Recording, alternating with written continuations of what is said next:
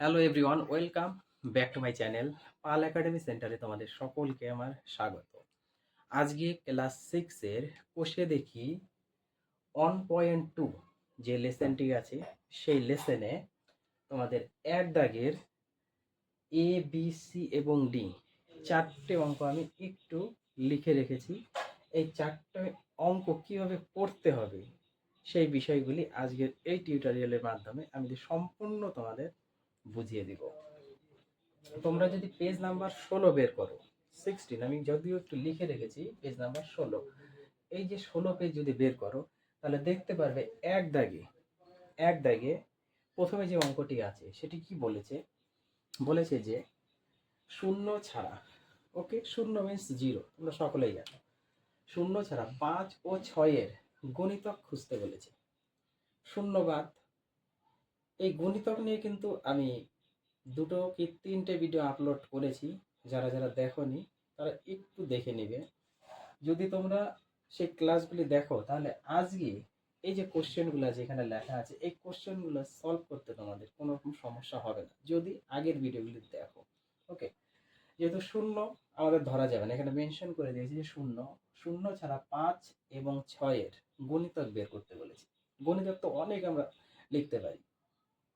গণিতক মানে হচ্ছে যে সংখ্যাটা দেওয়া থাকবে সেই সংখ্যাকে আমরা কি করব, 1 দ্বারা, 2 দ্বারা, 3 দ্বারা এইভাবে আমরা গুণ করে যেতে থাকবো, সেটি হচ্ছে গুণিতক। তাহলে এখানে যদি আমরা খুঁজি 5 আর 6, দেখো তো 5 আর 6, তাহলে 5 আর 6-এর কি কি হতে পারে।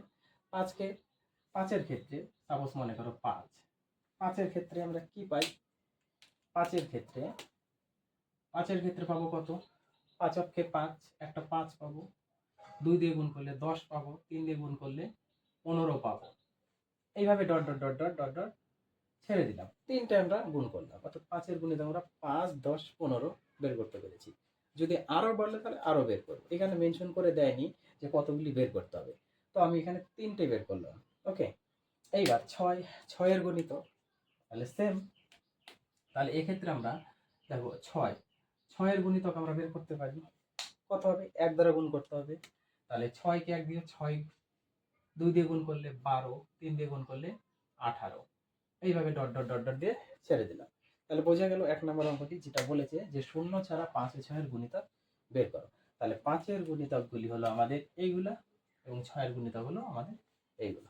পরিষ্কার? এখন 2 নাম্বার বা বি নাম্বারে যেটা বলেছে 7-এর 3টি গুণিতক খুঁজি যারা 50, যারা কি বলেছে 50-এর চেয়ে বড়। এখানে কন্ডিশনটা তোমাদের অ্যাপ্লাই করতে হবে। 7-এর গুণিতক শুধু খুঁজলে হবে না, এরা এখানে একটা কন্ডিশন দিয়ে দিয়েছে, সেই গুণিতকগুলো হতে হবে যেটা 50-এর চেয়ে বড়, 50-এর থেকে বড়। তার মানে 50-এর পরে যে গুণিতকগুলি আছে সেই গুণিতকগুলো আমাদের লিখতে হবে। যেমন 7-এর গুণিতক 1, 2, 3, 4, 5, 6, 7, 8 এইভাবে গুণ করতে হবে। যেমন 7-এর ক্ষেত্রে যদি আমরা একটু লিখি যে 7-এর ক্ষেত্রে যদি আমরা লিখি তাহলে কি হবে, 7কে 7 দ্বারা গুণ করলে 7 7 49। এবার 49 যেহেতু 50-এর ছোট সেহেতু 7 আমরা নিতে পারবো না, কারণ এখানে মেনশন করে দিয়েছে যে 50-এর চেয়ে বড়। তাহলে 7কে 8 দ্বারা গুণ করতে হবে, 7কে 8 দ্বারা গুণ করতে হবে, তাহলে 7 8 56, কারণ 50-এর থেকে বড় হবে। তাহলে একটা হবে 56, 7 8 56, 8 দিয়ে 9 দিয়ে 7 9 63, 7 10 70। পরিষ্কার? তিনটে বের করতে বলেছে, তাহলে 7-এর 3টে গুণিতক 56, 63, 70। 7 8 56, 7 9 63, 7 10 70। এই যে তিনটে গুণিতক, যে তিনটে গুণিতক হচ্ছে 50-এর চেয়ে বড়। পরিষ্কার? বুঝতে পেরেছো? এইবার সি নাম্বার যে অঙ্কটি আছে দেখো কি বলেছে, দুই অঙ্কের সংখ্যা ভাবতে বলেছে। দুটো সংখ্যা বলেছে, দুটো সংখ্যা, এবং যে সংখ্যাটা বলেছে সেটা আবার 2 অঙ্কের হতে হবে, দুটো অঙ্ক থাকতে হবে। এক অঙ্ক করলে হবে না, এককের ঘরে থাকলে হবে না, একক দশক দু অঙ্ক থাকতে হবে। সংখ্যা ভাবি যারা 4-এর গুণিতক, এবার 4-এর গুণিতক আমরা লিখতে পারি, কত কত লিখতে পারি। যেমন 4-এর গুণিতক আমরা অনেক গুণিতক লিখতে পারি, 4 8, তাই তো। এক দিয়ে যেটা আমরা গুণ করবো 4 হবে, 8 হবে, 12 হবে, 16 হবে। তাহলে এই যে 4 8 এটা হচ্ছে সিঙ্গেল এককের ঘরে। কিন্তু এখানে বলেছি যে দু অঙ্ক, তাহলে দু অঙ্ক তো না, 4 দু অঙ্ক না, 8 2 অঙ্ক না, 12 একটি দু অঙ্কের সংখ্যা, 16 একটি দু অঙ্কের সংখ্যা, 20 একটি দু অঙ্কের সংখ্যা। তাহলে 4 এর গুণিতক আমরা লিখবো, দুটো লিখতে বলেছে, তাহলে একটা 12 হতে পারে, 3 4 12, 4 4 16। হ্যাঁ, এইবার দুটো আমরা লিখে দিলাম ডট ডট। যদি আরো বলে তাহলে আরো লিখবো। তাহলে এখানে বিষয়টা বুঝতে পেরেছো তো, যে 4 এর গুণিতক নির্ণয় করতে বলেছে এবং সেটি দু অঙ্কের যেন হয়। যদি তোমরা 4 এবং 8 দিয়ে দাও তাহলে কিন্তু ভুল হয়ে যাবে। ওকে, তাহলে মেন অ্যান্সার হবে আমাদের, দুটো বলেছে 12 এবং 16। পরিষ্কার বুঝাতে পেরেছি? এইবার ডি নাম্বার যে অঙ্কটি আছে দেখো, 4 কোন কোন সংখ্যার গুণিতক, গুণনীয়ক, যা গুণনীয়ক বা উৎপাদক হতে পারে এমন তিনটে সংখ্যা লিখতে বলেছে। বলছে 4 কোন কোন সংখ্যার গুণনীয়ক বা উৎপাদক হতে পারে।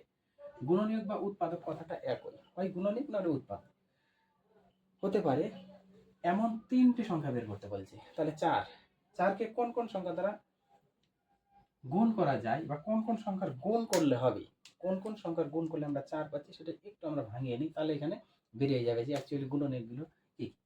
যেমন 4কে যদি আমরা করি 1 গুণ 4, 4 পাবো। তারপরে 2 গুণ 2, 4 পাবো। 1 গুণ 4, 4 পেলাম। 2 গুণ 2, 4 পেলাম। তাহলে এখানে আমাদের বলছে তিনটে সংখ্যা লিখতে বলেছে। তাহলে তিনটে সংখ্যা কি কি হতে পারে সেই গুণনীয়কগুলো, তাহলে তিনটে সংখ্যা কি কি লিখতে পারি। তাহলে গুণনীয়ক সেই সংখ্যাগুলো আমরা এখান থেকে লিখতে পারি। আমরা লিখতে পারি, ছোট থেকে লেখা শুরু করব। 1 একটা নিতে পারি, একটা 1 হতে পারে। 2 একটা নিতে পারি, একটা 2 হতে পারে। আর একটা 4 নিতে পারি, 4 হতে পারে। পরিষ্কার? তাহলে 4 কোন কোন সংখ্যার গুণনীয়ক বা উৎপাদক হতে পারে এমন তিনটে সংখ্যা লিখি। 4 কোন কোন সংখ্যাকে গুণ করলে হচ্ছে সেটা আমরা লিখে নিয়েছি। 1 গুণ 4 মানে 4, 2 গুণ 2। আর 4 কোনো সংখ্যা দিয়ে গুণ করলে আসবে না। এখন আমরা কি করি, ছোট থেকে যে সংখ্যাগুলি আছে সেটা আমরা লিখে নিই। 1 আছে, 2 আছে, 4 আছে, 2 দুটো আছে, তো ব্যাপার একই, দুটো লেখার দরকার নেই, একটা 2 লিখবো। তাহলে আমাদের এই হলো একটা অ্যান্সার, 1 হতে পারে, 2 হতে পারে এবং 4 হতে পারে। এই হচ্ছে আমাদের তিনটে সংখ্যা 4 এর গুণনীয়ক। পরিষ্কার? তাহলে এই হচ্ছে তোমাদের আজকে পেজ নাম্বার 16, বসে দেখি 1.2 এর 1 এর এ থেকে ডি পর্যন্ত অঙ্কের সম্পূর্ণ ব্যাখ্যা, এবং ই নাম্বার যে অঙ্কটি আছে 1 এর, সেটা আমি নেক্সট টিউটোরিয়ালে করাবো তোমাদের। আজকের মতো এখানেই শেষ করছি।